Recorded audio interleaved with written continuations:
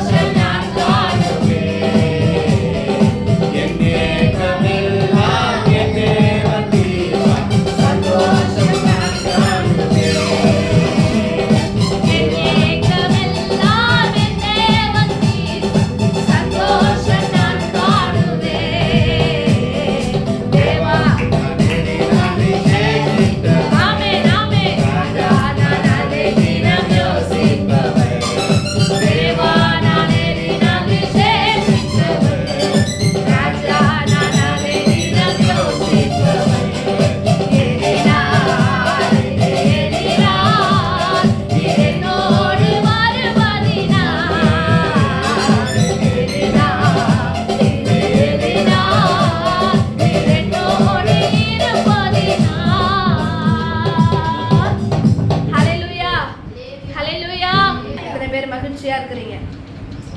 எத்தனை பேர் பிரசன்னத்துல இருக்கிறீங்க? மகிழ்ச்சியா இருக்கிறதுக்கு கை தூக்கிட்டீங்க. பிரசன்னத்துல இருக்கீங்களான்னு கேட்டா யோசிக்கிறீங்களே. பிரசன்னம், அல்லேலூயா. அந்த பிரசன்னம் என்ன பண்ணும்னா நம்மளை மகிழ்ச்சி ஆக்கிடும். ஒருவேளை நம்ம மகிழ்ச்சியாவே இல்லைனாலும், நம்ம ஒரே கவலையில, ஒரே பாடுகள், ஒரே வேதனை, கண்ணீர்ல நம்ம உட்கார்ந்துருந்தாலும், அவருடைய பிரசன்னத்துல நம்ம உட்காரும் பொழுது அந்த பிரசன்னம் நம்மளுக்கு என்னத்தை தரும் கேட்டா மகிழ்ச்சியை தரும். அல்லேலூயா. பிரசன்னம் எதை தரும்?